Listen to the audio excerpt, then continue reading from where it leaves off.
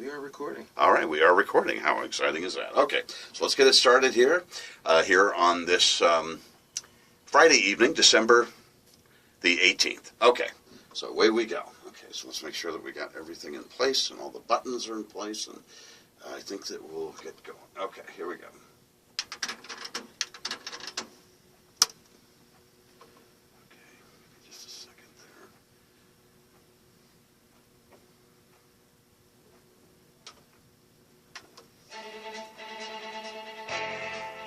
Coast to coast and around the world, this is Kaleidoscope, America's most exciting radio magazine.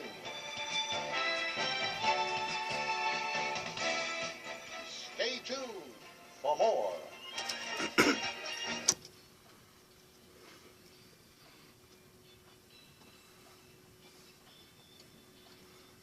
Hi there, Bob Carr here for the Kaleidoscope Radio Magazine. And we have another sports interview show here for you. For the next 30 minutes, we are going to look back at the top sports stories of the year 2015.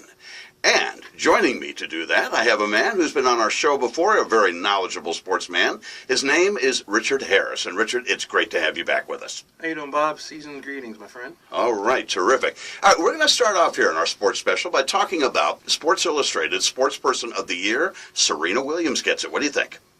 She was my pick. I've been on her bandwagon this entire year. She was 53-3. She's 30-plus years old, dominating a sport that is usually dominated by younger people. I've been on her bandwagon all year long. I was very pleased to see that Sports Illustrated stepped up. I got to say, Serena was fantastic. She won 3 Grand Slam events in 2015, all but the U.S. Open. But I have a different figure that I'm choosing for my sports figure of the year, American Pharoah, the first Triple Crown horse winner in 37 years. Well, I don't dispute what he accomplished this year, but actually Sports Illustrated called it the Sports Person of the Year, not the Sports Figure of the Year. The Sports Person of the Year is Serena Williams. The Sports Figure of the Year, no question, is American Pharoah. But there's a lot of competition out there. Steph Curry, the women's soccer team winning the World Cup this year. There were some people who deserved it as well. Tom Brady, after the mentally exhausting year he's had with Deflategate and now leading his team to first seed in the AFC, he deserved it as well. You talked about the women's soccer up in Vancouver last summer. Boy, was that something. The U.S. women win the World Cup, and those goals were just flying in there early in the game, and just everything went right for them, didn't it? We are a very blessed country in terms of women's sports. We are extremely talented in the basketball, the soccer, of course, tennis, and in our swimming team. So it's great to see that they continue to keep a high standard because they represent us extremely well. Beautiful. All right, let's talk about the year in boxing. Break that down, Richard. Boxing this year was hoping to have a renaissance with the fight of the year, they thought on paper, which of course was Mayweather and Pacquiao. Last year you asked me did I think the fight was going to happen, and I told you that it would. And unfortunately for the Pacquiao fans and for a lot of boxing fans, it didn't live up to it. But then we thought at the end of the year with the Cotto fight against Alvarez, people thought that would save boxing. Well, Alvarez was too big for Cotto, so that didn't save boxing. The person right now who's the face of boxing, Triple G, Gennady Golovkin, he's the guy that everyone is on his tails, and hopefully, next year he'll get to have a couple super fights. And, of course, the biggest shocker in boxing, there was 2 of them in the last month, with, of course, Klitschko losing. He hadn't lost since 2006. It's actually 2004, losing the heavyweight championship. And, of course, the MMA with Rousey losing, which I'm sure half the world is still devastated about. And McGregor knocking out the guy he did in 13 seconds just this past Saturday. Imagine the pay-per-view people on that who spent a lot of money. In 13 seconds, bang, it's over. Let's talk about the NBA. The Golden State Warriors won their first title in 40 years last June. Quite a run. Great run. Quite fortunate run. People complaining that they didn't play most teams at their best. But the bottom line is putting the ball in the basket. LeBron James said, when they asked him before the series started last year, what do you think your chances are? And he says, as long as LeBron James is on my team, I think I can win it. And Golden State proved him wrong. Looking at the NBA for 2015-16 next June, in 2016 for the finals, representing the East, Cleveland as a candidate, Miami, Indiana, Toronto, Atlanta. this year, the Eastern Conference has actually made a lot of improvements. I mean, Chicago is still doing very well as along that group. And Atlanta last year surprised a lot of people, and they're still playing Spurs kind of basketball. But to me, at the end of the day, it's all about LeBron when they get healthy, with Kyrie's coming back in the next week or so. Love has been playing great recently. The West is still wide open no matter how great a start Golden State had. They haven't played the Spurs yet. They haven't played OKC yet. We shall see how it unfolds. Yeah, Golden State, San Antonio, Oklahoma City, LA Clippers, Dallas, Memphis look like the best in the West. The shocking team is Memphis. I couldn't believe when Golden State beat them by 50 in Golden State and then went to Memphis and beat them by 25. Memphis can't score the basketball, but those other teams, the Clippers, they just are the most confusing team in the league. The Spurs have blown out teams more than the Warriors have. In fact, the Spurs and the Clippers on this date are playing a very close game, but it's going to be a while to see how it all unfolds. We're taping here, by the way, Friday, December 18th, 1 week to Christmas. Oh, yeah. Well, as we look at the Lakers situation, not off to a good start, certainly. Kobe is retiring. What's that going to do to the NBA with him out of the game? It's going to leave a pretty dark hole out here without Kobe Bryant, because you need the Lakers to be good no matter what anybody says. You can hate Kobe. People talk about players not wanting to play with Kobe. The bottom line is all these players are coming out saying that Kobe was their guy, Michael was the other generation, Kobe was this generation, and it's going to leave a humongous hole out here on the West Coast. Looking at the NHL, we've got Montreal, Washington, the New York Rangers, Ottawa, Pittsburgh, Tampa Bay in the East. How do you see that? Don't forget the Islanders are actually playing well, and so are the Devils this season. The Eastern Conference, they beat each other up every year because all the great tight matchups, and a lot of teams pretty much keep the same players. I mean, Montreal this year came out the gate whooping everybody, but they've come back to the pack a little bit recently, as has the Rangers. The Rangers were off to an amazing start. They came out here to the West Coast and got put back to reality. So it's going to be fun in the playoffs, definitely, in the Eastern Conference. And in the West, you've got Dallas, St. Louis, the defending champion Blackhawks, the LA Kings, and San Jose. The Blackhawks are scary. If Dallas knew how to play defense, Dallas would be the team to beat throughout the whole league. They can score at anybody. I love Nashville. I love watching the way they play. I love Neal. I love watching Ribeiro. I just think that if Dallas could ever figure out how to play defense and not get involved in so many 5-4, 4-3 games, they would be a dangerous team. But it's all about Chicago. Chicago is just loaded. And they won the Stanley Cup last June.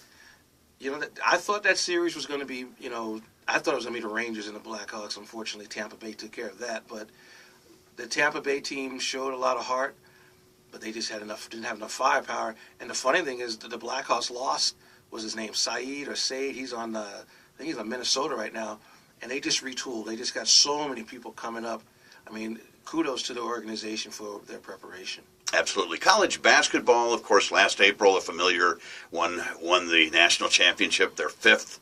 Duke, aren't they impressive? Krzyzewski just simply knows how to get it done. He simply just knows how to assess what he has and make it become feasible to their players and then implement it on the floor. And for them to beat Wisconsin, that's just was just insane how they were able to sort of take apart that team that had beaten the mighty Kentucky Wildcats in the round before. And they were undefeated. Kentucky, they were all undefeated up until the national semifinal game. Kentucky is certainly a favorite to win it this year, as is Maryland, Michigan State, Kansas, Duke, North Carolina, some very familiar names there, Richard. A lot of good teams this year. Duke may not be as strong as they were in previous years just because of inexperience, but they're saying that Carolina, once Marcus Page is able to, I guess he went down again. If he's healthy, people feel Carolina's the best team, but Michigan State has the typical senior-laden grind. We'll beat you up. We'll get hit the big shots type team, and I wouldn't be surprised if Sparty will do the double whammy this year, win the football and the basketball. Sure, we'll see. It'll be great for the Big Ten, that's for sure. Well, college programs that have the highest revenue for the 2014-15 season, it was reported Texas is the highest earning college football program athletically, $180 million. Ohio State, $170 million. And then also in there you have Alabama, $150 million, some familiar names, and with stadiums and just television money and college playoff and everything. Yeah, those are some big numbers. Well, Texas, and it's funny about Texas. Texas took a huge step in the last 2 years by hiring African-American coaches, which many people thought would never happen in a school like that with its history, with its value in college sports. And to have both Shaka Smart and Charlie Strong leading their big programs. Texas has got its own football network. You know, it's amazing that they have moved forward in the South. It's extraordinary. Absolutely. Looking at the NFL, well, another familiar name. They won the Super Bowl last February, the New England Patriots. They defeated the Seattle Seahawks. Many people feel that, the Seahawks handed them that Super Bowl. Another great win for the Patriots. How do you assess that Super Bowl? It's a great one that apparently the Patriots, the guy was in the right place at the right time, maybe the wrong call by Pete Carroll. How do you feel? It definitely was the wrong call. Sometimes coaches outthink themselves. Sometimes they think they're smarter than they are. And unfortunately, the previous play, Marshawn Lynch ran the ball down to the 1-yard line. Everyone in the world is thinking he's going to get it again and, put them on a level with the other great teams that have won back-to-back or multiple Super Bowl championships. But then the Patriots make plays. That's what makes them so great. And speaking of the Patriots, they certainly are a favorite in the AFC, along with Cincinnati. There's about 6 or 7 others that could be there. Pittsburgh, Kansas City. Then you've got whoever's going to win the AFC South. We don't yet know on that. Denver is also strong in the AFC. That's the saddest part about this season is that Pittsburgh is on the outside looking in, and they're playing probably the best offensive football in the game right now. And this weekend's game against Denver, will be interesting because both teams need that win. And the Steelers, if the Steelers get in, I think the Steelers are going to win. And they've proven that they can before, like in the 2010 season. Absolutely. They got into the Super Bowl. They lost to Green Bay. And as we mentioned, we are taping here on December 18th of 2015. So we'll see where the Steelers are when this is heard. Now, in the NFC, Carolina, they're undefeated as we speak here. Minnesota has come up a little bit. Arizona's good. Green Bay. And you've got some others in there in the NFC. It's going to be interesting to see Carolina home field, but I'm just not going to hand it to them. That's for sure. Well, the interesting thing is that Arizona, to me, and Carolina are probably 1 and 1A. Both of them beat Seattle. Seattle's defense this year has not been as strong as it's been in years past. But, you never know. They can get it all together for a 4-game run. But Carolina, the way Cam's playing, they've got some injuries recently. And Ted Ginn, the guy can get open. He's 20 yards ahead of the field all the time, and he just keeps dropping passes. Now, last week he stepped up and made plays, but I think he's the key. Olsen is Newton's go-to guy, and Stewart, obviously, if he's running the ball well, they're unbeatable. But if Ginn can help them stretch the field, it's a wrap. Absolutely. The Carolina Panthers played the Patriots in the Super Bowl back in the 2003 season. We could have a repeat of that. We'll see. Looking at the college game, we, of course, have the college playoff coming up. By the time this is heard, the first round, at least, will have probably already been played. But you're going to have, of course, Alabama taking on Michigan State and Oklahoma playing Clemson. You like those 4 teams in there? Anybody left out? All I got to say is if Mississippi had stopped a 4th and 25 by Arkansas, Alabama wouldn't be there, and it would be chaos because no SEC team would be there because Mississippi didn't lose to Memphis. But that play gave Alabama the chance to play in the SEC title game, and Alabama won the title game. Now, Michigan State, I think, is a team that probably not as flashy and glamorous as the other teams, but don't be surprised if they did what Ohio State did last season, which was go physical with Alabama and hit some big plays deep. And that's what got the Alabama out last year. And in the other game, it's just going to be a flat-out shootout. Who's going to have the ball last? And they played, actually, last year in a bowl 40-6, Clemson beat Oklahoma last year. So Oklahoma definitely has revenge on their mind, but they're going to have to score a lot of points to beat this Clemson. Clemson is very, very talented offensively. Absolutely. Switching back to some other NFL situations here. We, of course, have the Los Angeles situation. There has not been an NFL team in L.A. since the 1994 season. Who is coming to L.A. and when will it happen, Richard? Well, unfortunately, the game played last night on December 17th. The Rams playing Tampa Bay. Their fans felt and looked as if they were losing their team, shouting so many obscenities at the owner when he's on the sidelines. After the game, they were screaming at him, saying Kroenke, they weren't very favorable, let's just say that. I think the Rams are definitely coming here. I don't know, San Diego, it might be also, but I think we're going to have the Rams and the Chargers because their fan bases are not, they said last night the Rams stadium was like 40% empty last night, which I don't recall, but I watched the game. The crowd seemed loud to me, but they said the stadium was not full last night, which is not good for the final game there. No, it certainly isn't. The Rams started playing there in 1995, won the Super Bowl in the 99 season, got back to the Super Bowl 2 seasons later, but they have not had a winning season since 2003, so a lot of losing football there. But, it just seems to me there should have been an NFL team in LA 15 years ago. Does the NFL really care? They can survive fine without it. Used to be the old line was that the NFL needs Los Angeles more than Los Angeles needs the NFL. And you got to remember something. Let's say that somebody attends a game in Inglewood or Carson or who's ever coming. Remember the Raiders, Chargers, Rams. 2 of those 3 might be coming, maybe only 1. Are they going to get the votes from the owners? There's been stories, the Houston Texans owner, McNair, is that his name, I believe? He was saying that he doesn't think Kroenke's going to get the votes to be able to move, especially if there's a situation in St. Louis where a new stadium goes up. Then what does Kroenke do? Right. There's been talk about going to London and all that sort of situation. I don't see that happening, but you realize that a family of 4 attending an NFL game in L.A., when you include parking and tickets, and they want hot dogs, and they want sodas, and daddy might want a beer or something like that, you're talking at least $350 for a family of 4. It's not going to be cheap, and I think that is why this whole situation is going to be very fluid, because they need, to figure out a way. At least the Staples Center has been smart enough to make sure that that there's a train that stops at the Staples Center, so that alleviates some of that problem. And I'm certain that if they have a stadium, that's why nobody they want to go to Inglewood instead of Carson, because Inglewood you can get to. Carson is very difficult to get to, and that's where you're saying it really factors into most.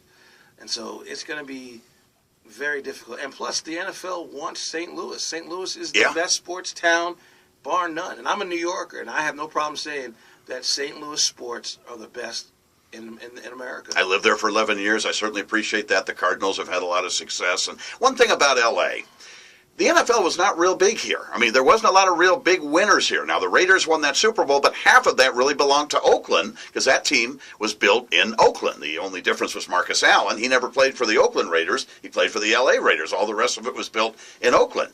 And you got to remember, the NFL was always playing, to me at least, I always thought they were playing second, third fiddle. It's a Dodger and a Laker town. Yeah, I 100% agree.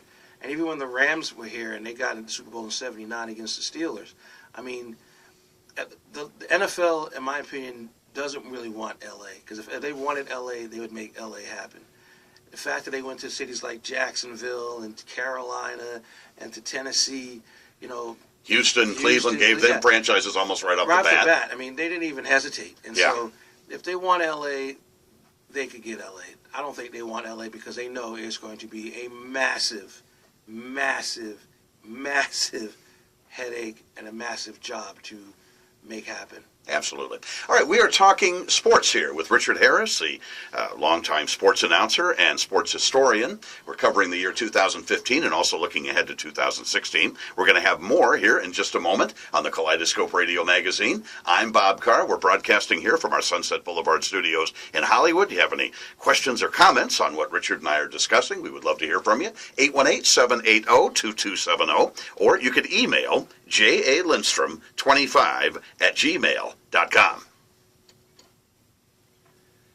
LA Radiator on Santa Monica Boulevard is the place to go. Located just a few steps east of Vine, LA Radiator offers the fastest service at the lowest cost available anywhere in the area. Whether it's just a tune-up or a major repair, you'll be putting your car in the best hands possible. Don't let the name LA Radiator fool you. They do a lot more than just radiators. Remember, The next time your car needs any repair, try LA Radiator at 6216 Santa Monica Boulevard, located just a few steps east of Vine Street in Hollywood. My friend John and I think the road rules. We've got lots of ideas on where to go. Unfortunately, we're a little low on bucks. I'm thinking we're going nowhere fast. Then John found out about this Greyhound 2-for-1 companion fare. We can go just about any place, anytime, and we only pay for one ticket. 2 for the price of 1. And there's no hassles because we only have to buy our ticket 3 days before we go. So John, if you're listening, I got one thing to say. You the man. The Greyhound 2-for-1 companion fare. Call now for details. Special conditions apply. Hello, Pringles 800 number. Yeah, hi. You made a mistake with my Pringles. Sir? See, it says fat-free on the can, but they don't taste We're going to do an fat-free. either-or. I'm going to ask, give me two people. You tell me. Listen, talk to my wife. Like Yeah, hi. Tiger Woods or Jack Nicklaus. You know, Mike Tyson or just either or. Real quick response. Tastes just as good with no fat and half the calories. No way. I know when it's missing that fakey no-fat taste. Listen, I'll mail you one. You taste it. New fat-free Pringles. Tasting is believing. Hey, what's that on your chin? And there's something on your nose. Actually, there's stuff all over your face. Don't worry, it's not crumbs from a late afternoon cupcake. It's the gunk left by your not-so-cleansing cleanser. See, Biore cleansers don't just move dirt around your face. Biore gets rid of dirt. The Biore Dirt Lock system surrounds oil and makeup so they rinse away completely, leaving absolutely clean skin. So wash your face with Biore cleansers and smile.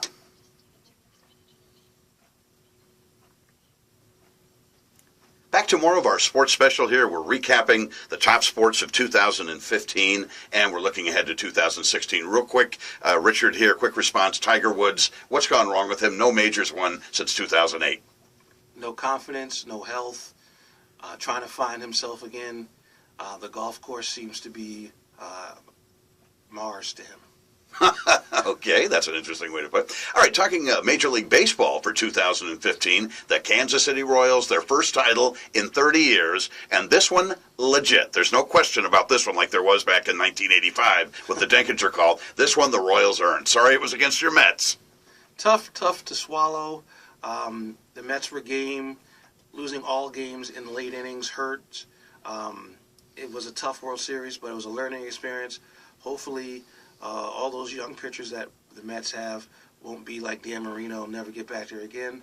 But I would not be surprised next year if the Royals were back again because they've got amazing chemistry. They all grew up together. They love each other. They'll add a few pieces to make up for the losses. They already lost Cueto.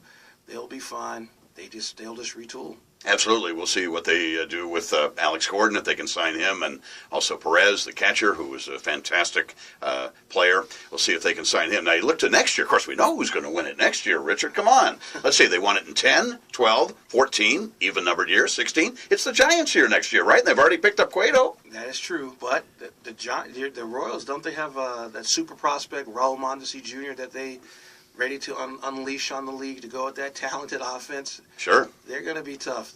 The Giants, the whole National League West is going to be insane next year with all the pitching.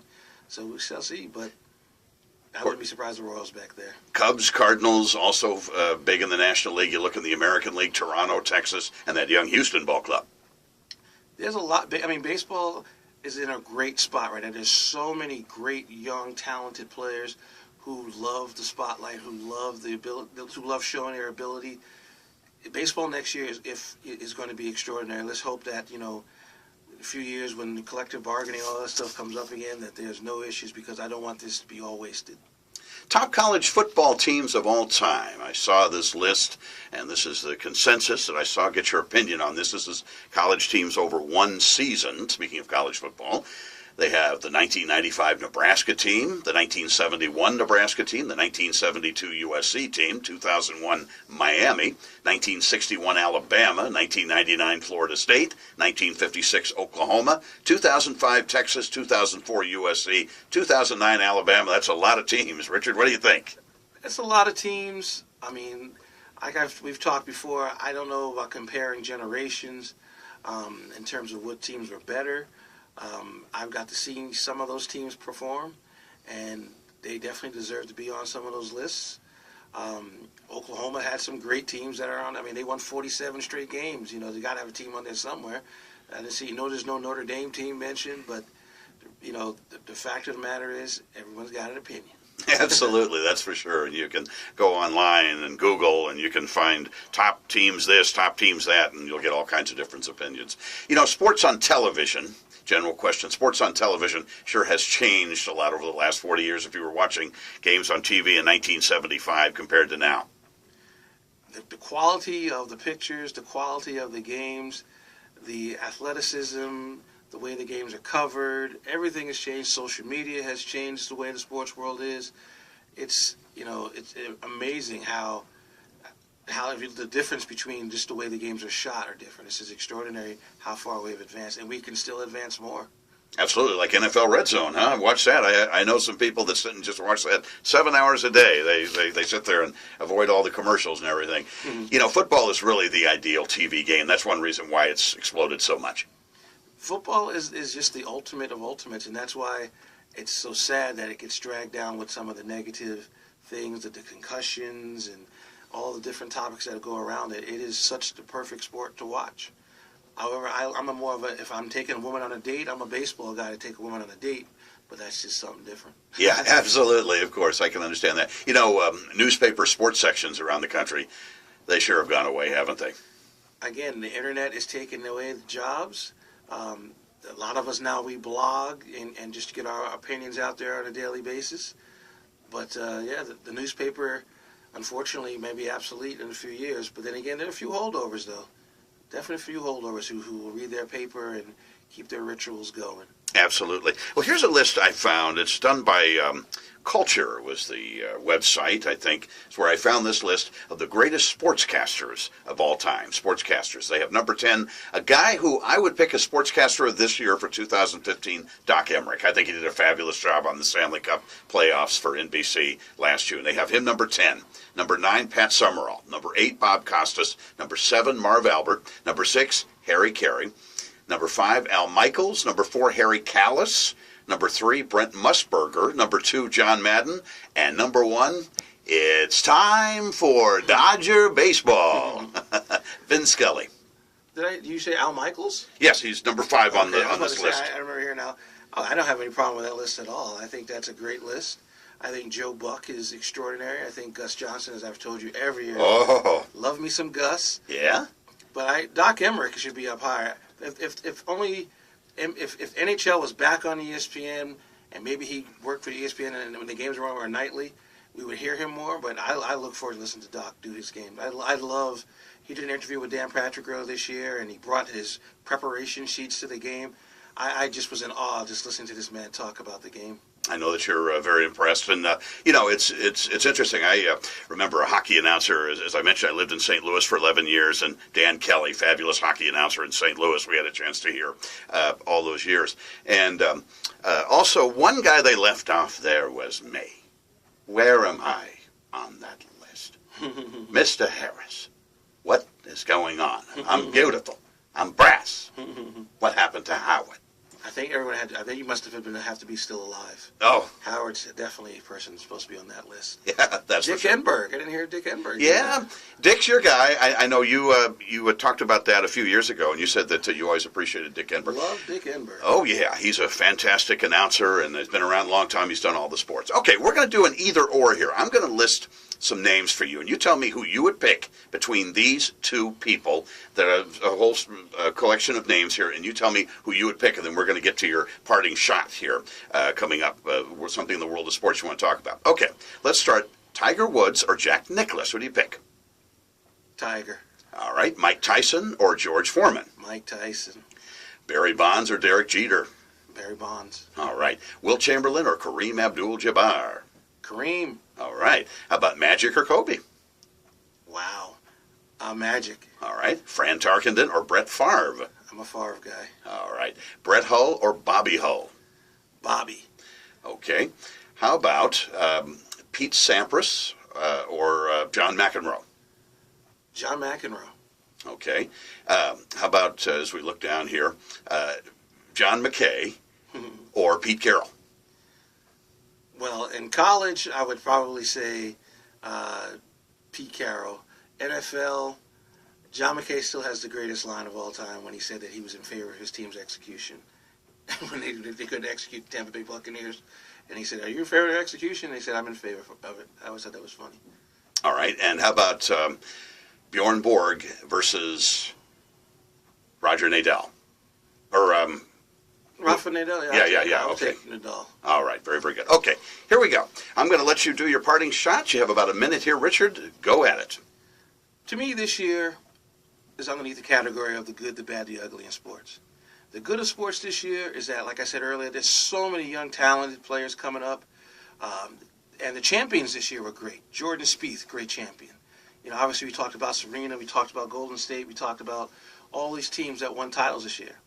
The bad this year, well, the officials don't know anything about sports anymore. They don't know what a catch is. They don't know what walking is in basketball. And, of course, the ugly is concussions. So, unfortunately, and, of course, the domestic violence issues off the field. So, hopefully 2016 will be more about sports than about the things that are off the field. Absolutely. Richard, I want to thank you so much. I love having you on. We've recapped the sports year 2015, and I just want to thank you so much for always being here. Thanks, Bob. See you next year. All right. I'm Bob Carr on the Kaleidoscope Radio Magazine, and I want to thank you very, very much for listening.